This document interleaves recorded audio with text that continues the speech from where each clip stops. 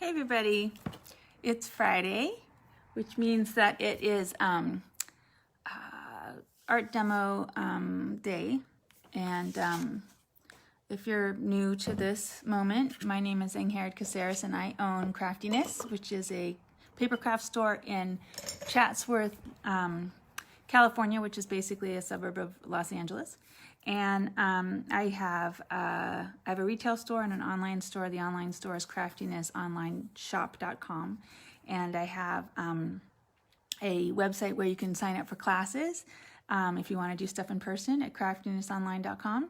And I have quite a few classes listed right now. I'll be listing more today. I'm a little late on my newsletter this week, so I'll be sending that out later today as well with some links to those classes. I've got some fun stuff coming up.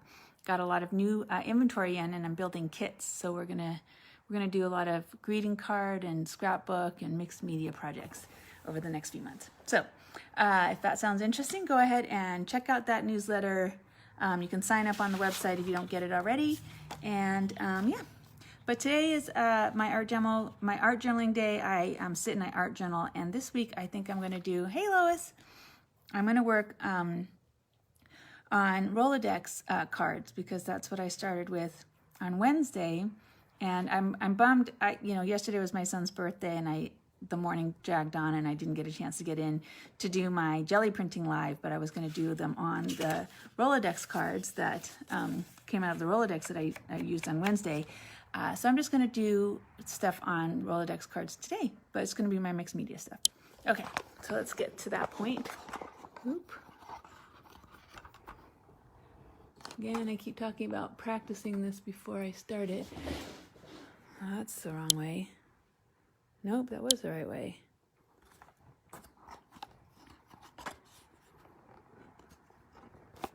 There, sorry.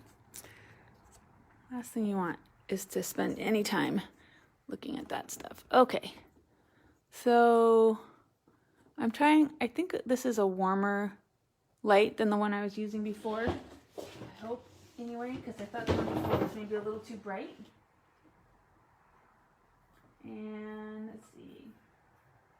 I'm going to try and get to the point where I can see your comments. Yep. Okay. So what I'm going to start with is, these are the cards that came in the Rolodex, and they're much smaller than the ones that I was planning to work with. The ones I'm planning to work with are actually this size, and these are cards, dies, sorry, hear myself talking. These are dies from Heidi Swapp, meant to cut Rolodex cards. And she has a Rolodex system that you're supposed to put them in. I have it on order, it hasn't shown up yet.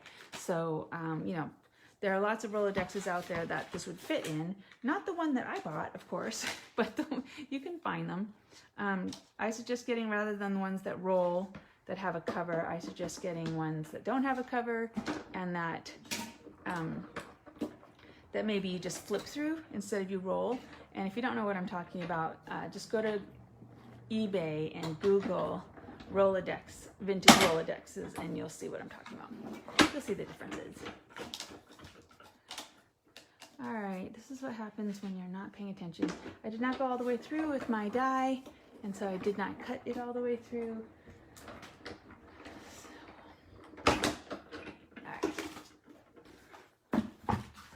So what I'm doing right now is I'm cutting deck cards out of 140-pound weight watercolor paper. It's my favorite paper to use. For the most part, I use journals that have a variety of paper. Like I have my old encyclopedia that I use, vintage encyclopedia that I use as an art journal, and the paper in that is pulp paper. But I also have the Dina Wakely journal that I use, and her paper, there's a bunch of different papers in there. So, there's lots of ways, lots of stuff to use to do mixed media on. But if you've got a choice and you're just starting from scratch like this, I really do recommend using a heavyweight watercolor paper, because it will absorb and hold up, and it's very difficult to mess up watercolor paper. So, and I'm going to just cut a quantity I might not work on them all. But, and you know, another thing I could do is do my mixed media on a big sheet and then cut it up. It doesn't have to be onto the cards like this. But I haven't done ATCs or something small like this in a while. So, one thing I realize is that I don't have a great...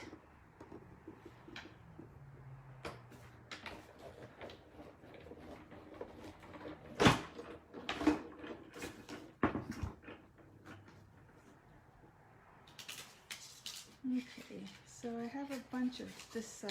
Maybe now I'll just do a couple more of the others, and I'll have equal numbers of both, 6 all together, and then I can get started.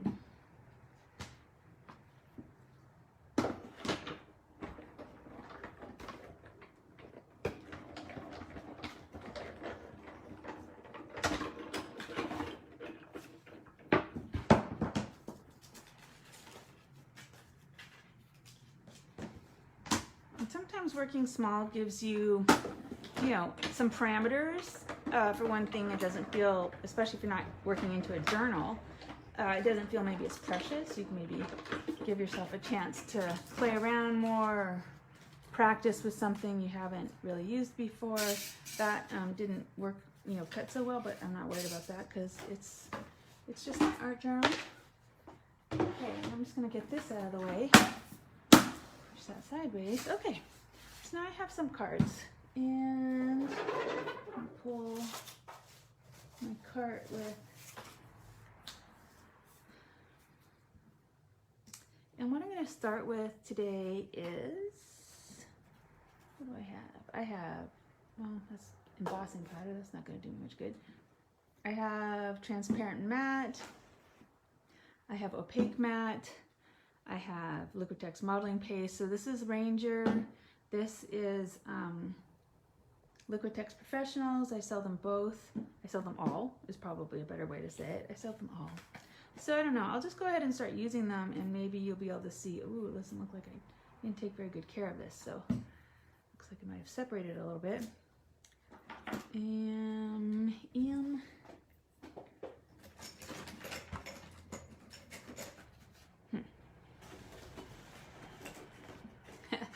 So I need something to get the paste out with, and so I'm just going to use the back side of this fork since that's what's right in front of me.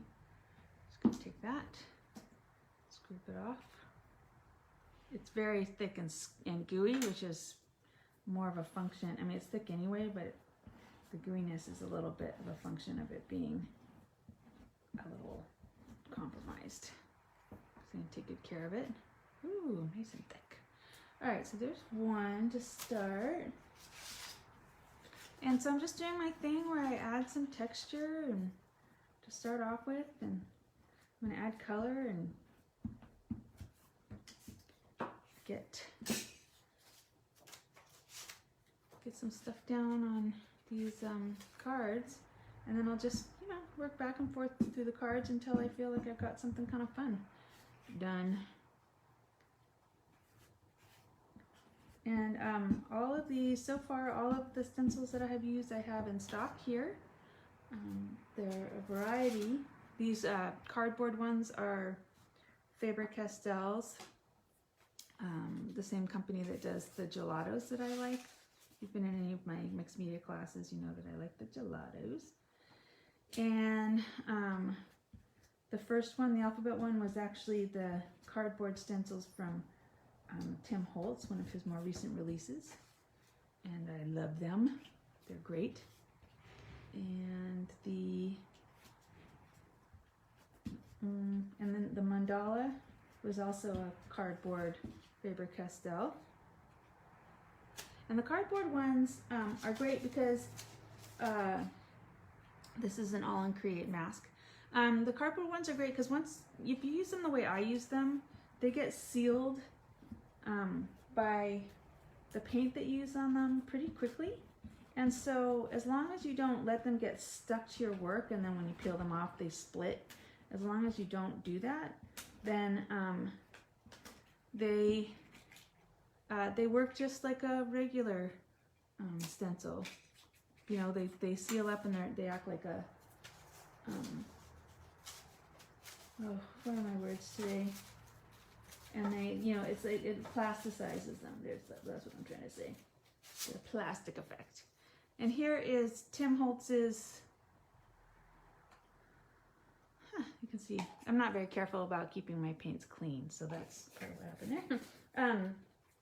So I used Tim Holtz's cardboard stencil. Here is one that's similar. That's one of his plastic ones. So I'm just going to use the corner of this. I'm not usually worried about my stencils being clean, but if I see that it's been compromised, the texture.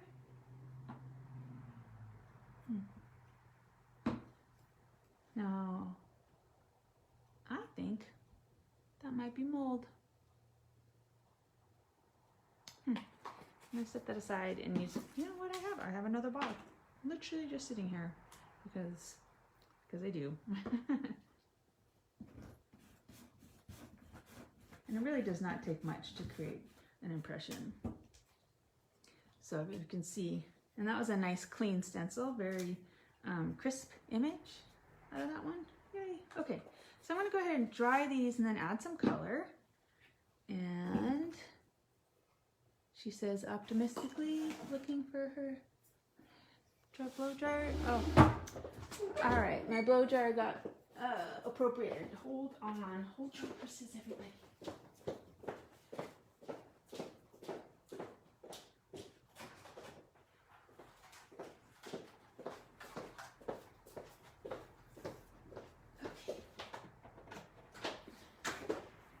A very full class last week and we needed all the blowers on hand, so it was over in my basket that was actually put away shopping. If you've been following my Instagram at all or coming to the store, you'll have seen that I am organizing again, and that in order to make room basically for all the stuff that I've put in or brought in. And so I've got, you know, new shelves up that hold more paint and are more flexible. And so I literally don't know where I was going with that. So I have lots of stuff on the shelves basically now for you to come and look at. And what I find is whenever I reorganize my inventory, people find things that I've had forever, and they're like, oh great, you found me brought this in. And I'm like, it's been there for 4 years, but yes, now you can find it. So I invite y'all to come in and check out the changes I've made. So this is one of the actual cards from the Rolodex that I just took out. You can see the size difference, and I've just mucked it up with what was left on there. And what I have is actually this is all Tim Holtz stuff right here next to me. And I've got a couple of things. See if I can get that roller ball to move around. This is his mica stains, and I just got in a box yesterday of his holiday colors. This came from his, it's called Bubbling Cauldron. This is from his Halloween line. And so if you are looking for his holiday colors, they're in the store. They're not in the system yet, but if you came in today, for instance, I could sell them to you because they're in a box in front of me on the table.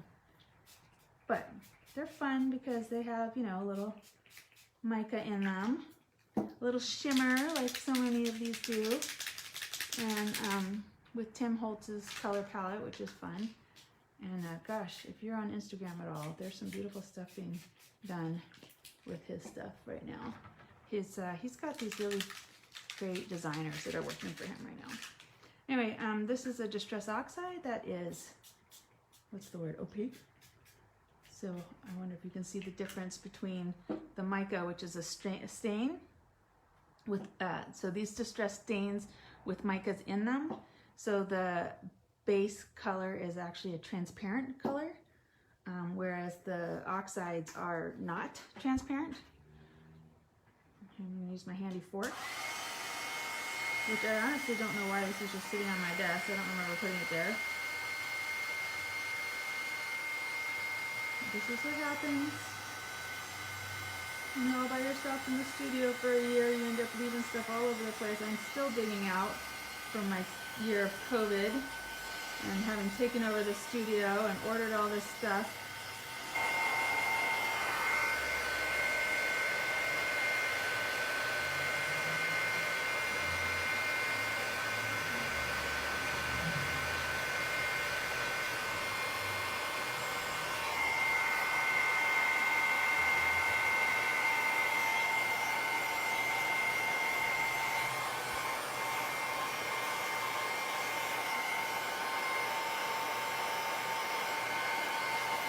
You can see the interplay between the texture and I was having a hard time focusing. Let me see. The interplay between the mica and the texture and the opaqueness of the color that I put down. Because I'm working small, I think it's having a hard time focusing that far away.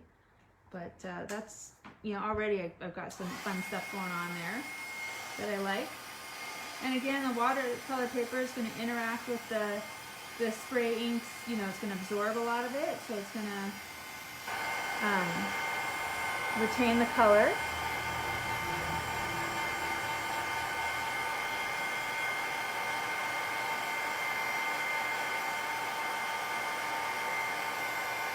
I don't know what to do with my moldy paint. If anyone out there has ideas, I mean, you know, is it like jam? Do you just scrape the mold off and put the jar back on the shelf? Or is it like soup where you don't eat it afterwards, after it's gone moldy?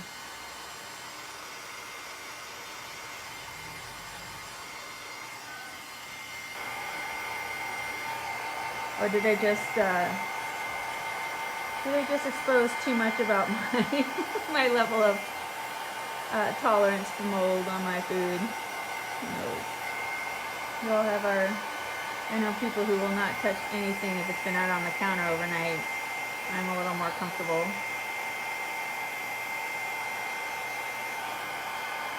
So this is kind of fun, you know, when you work small like this, you get to see different things happening. I don't know if you can see the mica and how it's working here with the stars, and the mica is really pretty. It's a really pretty sheen once it goes down. Not all of them have quite so much glimmer in them when they dry. And that one was the Pulverite and Antique Bronze, and then earlier it was the Bubbling Cauldron, and then I did the Abandoned Coral and the Distress Oxide. The little one, I have a little bottle of that from somewhere, but I sell the big ones.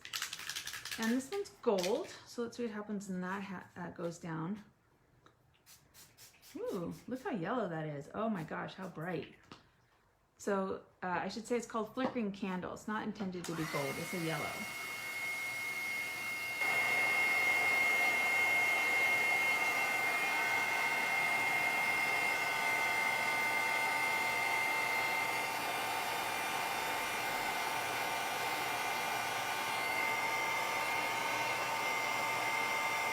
And it really does flow around like liquid gold. It's got a little viscosity to it, which is kind of nice. The mica makes it almost thick. Or I'm assuming it's the mica. It might be a binder, but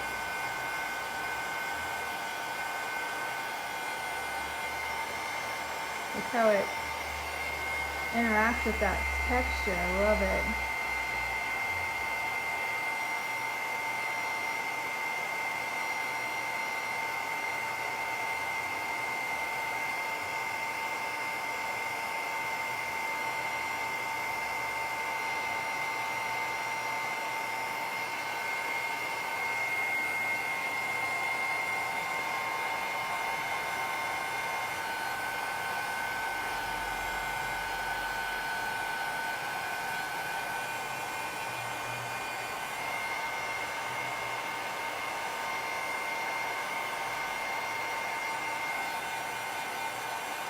That's fun. Okay. Since I have it in front of me, I'm going to throw down some of this Distress ink. This is just in a dripper. This is basically supposed to be a refill for your stamp pads if your stamp pad goes a little dry. So these are my new Nuvo Light Mist spray bottles. Very similar to the Tim Holtz version, to be honest.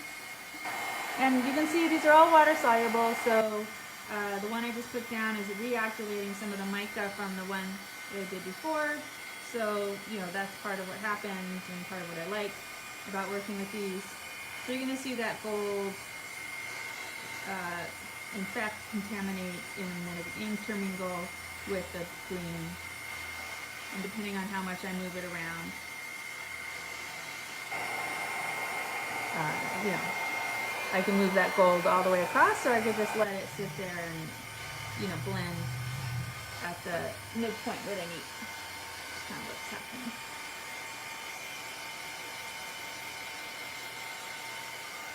So that green was the Rustic Wilderness. Well, I do. I have the reinkers. I have the reinkers for all the oxides. I don't think I have all the reinkers. I actually don't carry all the distress stains because they're not as popular for a lot of reasons. So the distress stains are more, I don't have as many reinkers for those either.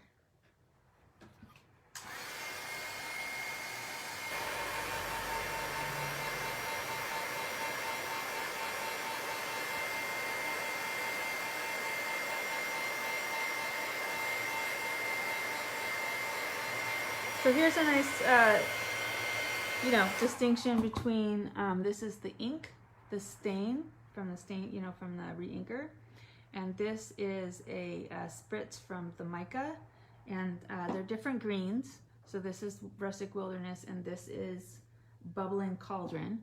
But you can kind of see, you know, this is very intense color. This has got a little sheen to it. It's kind of a nice little experiment. I have a lot of this green on my work surface here. This is the Nuvo silicone work surface, and so I'm gonna wipe some of it away. I'm usually not that careful, but I don't want everything that I do today to end up green, so I'm just gonna wipe that off. And here's, I don't know if you can see that this is all the stuff leftovers from earlier when I was doing the original texture. It just comes right off.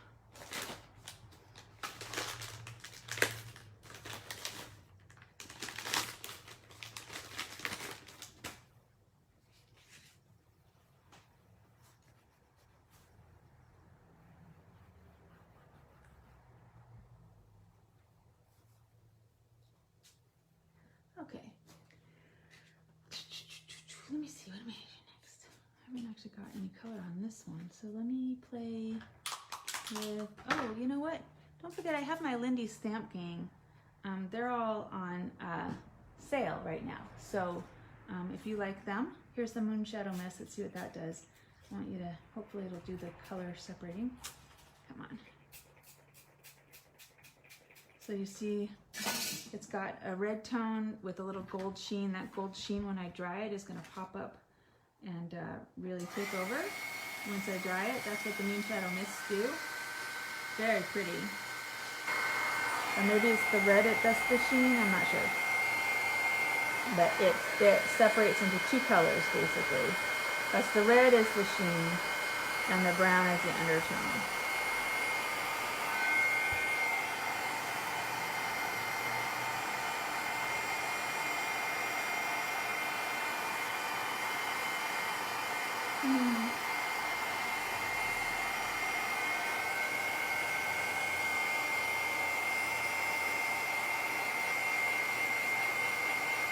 This color is Bucket of Blood Red, which is a lot of people's favorite. I actually think that this one was almost dried out and they added some water to it, because honestly, the original color is usually a lot more intense than this.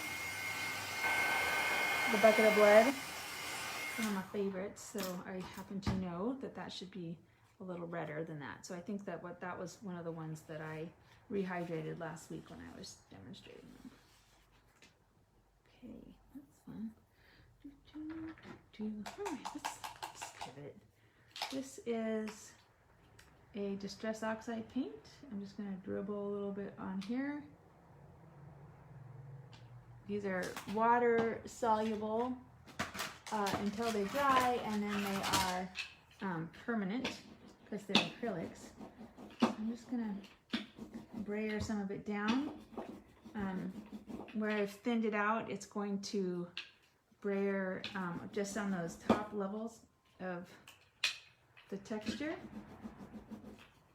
So that's a really good example when you have a nice thin layer. Do you see how it's just hit some of those top bits of texture there?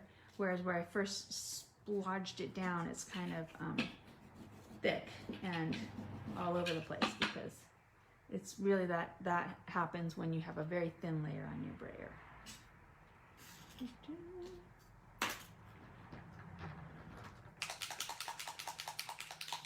And then one way to start by getting that thin layer on your brayer is to have, I'll just use the rest of my watercolor paper, is to have some paper or a palette, something to work on, that you work on, you start off with first before you get to your piece.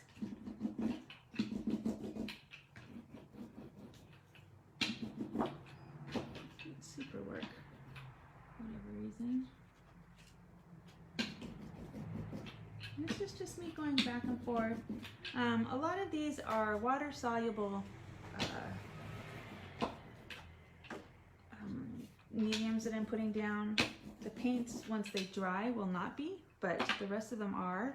And so, you know, what part of what you're seeing happen is they're interacting with each other, because the water soluble mediums underneath the paint get reactivated, and then before the paint dries, they contaminate the color a little bit. Kind of worked on this one, and you can see hit that highlight a little bit. So that color was carved pumpkin, and then I used Dusty Concord to do that part.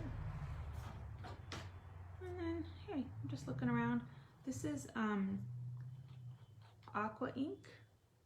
So this is something you would use maybe, oh, I should have.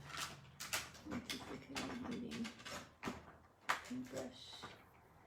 Something I could flick with.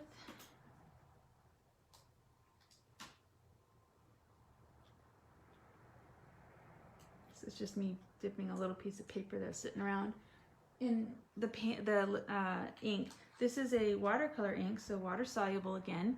This is an aqua ink, graphics aqua ink, and they are very pigmented, so you're going to get a nice intense tone. They're good for using with calligraphy. It's one of the reasons I carry them. But they're also fun just to use. And that color was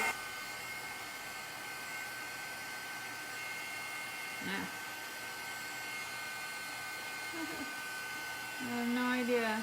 Turquoise? Oh, here. Petrol. They're foreign.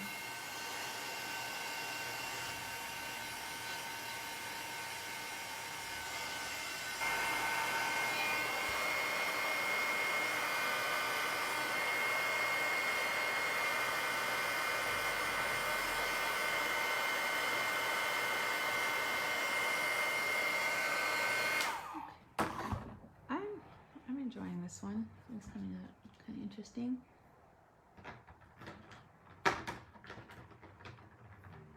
Here I've got one of my, this is the Lindy's Stamp Gang, this, what do they call the squirts? And so it's a little squeeze bottle. And I think they turned to that because the spray bottles often clog, which you have probably seen me struggle with. So they've moved to these squirts, which are okay. I have a lot of Lindy's Stamp Gang, so right now it's on sale, 25% off. You come in and anything with Lindy's Stamp Gang is 25% off. And I like it. I love these products a lot. I just have so many of them. I just need to clear a little room so I can put out other stuff. But they've got a really nice Instagram feed going on right now that's full of lots of nice inspiration. Nice mixed media projects and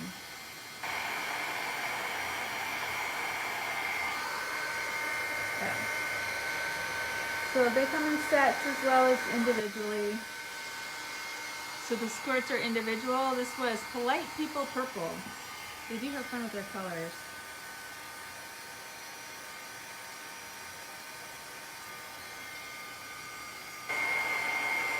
You can kind of see how fun it can be to just work with in little bits because, you know, I've got 6, 7 cards started here that I'm just messing around with back and forth. So, you know, and they've all got all similar techniques, all different effects.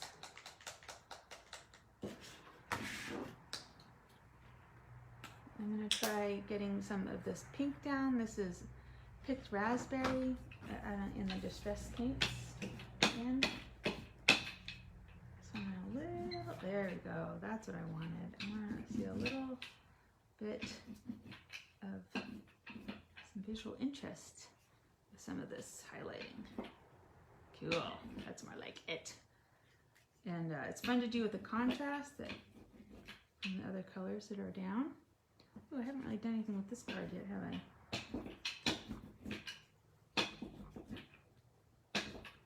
Now this card is pulp paper, very flimsy. Barely done anything with this card. This bears on its last legs. Did you know that they do this? They do this? They do this. Look at that. They pop right back out. All right. So, let me see. Let's see. Ooh, it's getting a little late for us. Let me just play around with. I'm gonna dry this.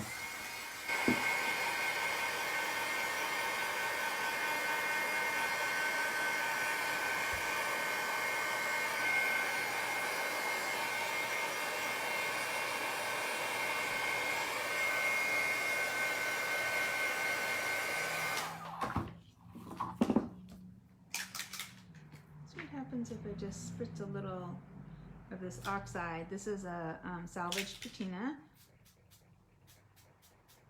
You can see that I have used it with this before, and now to be contrary, I'm just going to go and put this down somewhere else, pick up that color a little bit, get a little bit of that turquoise in there.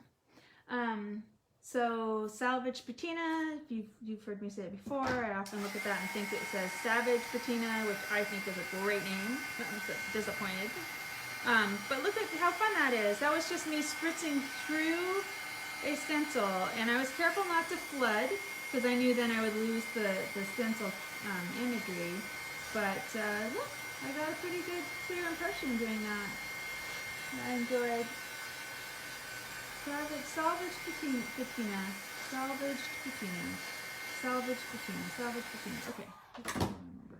So right there, I've already got this layered up on that in a way that I really enjoy. I'm just going to throw this down on this one, and you can see how oxidey the oxides are very opaque. You can also see how, you know, the difference between it interacting with something that resists and that has some paint on it already versus the paper. And the stuff here, it's activating that water-soluble ink underneath. You can see they're blending together. These are also water-soluble once they're dry. So they're permanent while dry, but if you get them wet, they will soften and move around. Reactivate, as it were.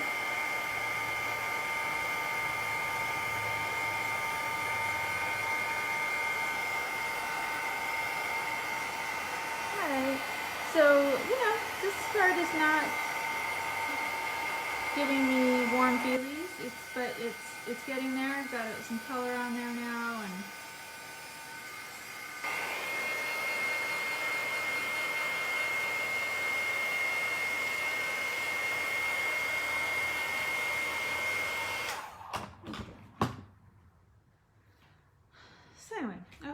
gives you some encouragement to play around maybe with on a smaller scale for this week, and that maybe, you know, you look around and think, I've got all these business cards sitting here. Why not layer up on some of those? Or I have old greeting cards sitting around. You know, why don't you layer up on some of those? See what comes of just adding a little bit of color to something.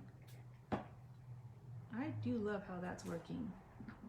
So this is that whole concept of when you spray something over top and it, you know, connects with everything, it then unifies it into something cohesive. So that happened for sure here. It's happened a little bit there. You can see that. And then, so the pink on this one has done that for this. Everything else becomes the background and drops back a layer. So anyway, I hope you found that interesting, and that you maybe come in and check out the changes at the store.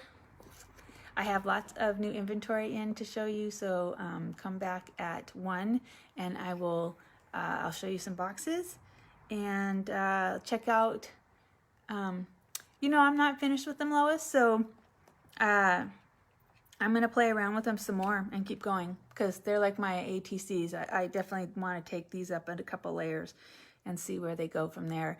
And then what I might do, since the whole point of a Rolodex is to store things, is I might use them as backgrounds for photographs, or maybe inspirational quotes, or, you know, moods or something like that.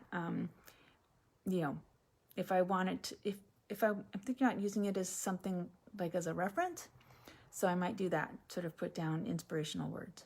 Anyway, hope that gives you some ideas, and I will see you guys soon. Bye.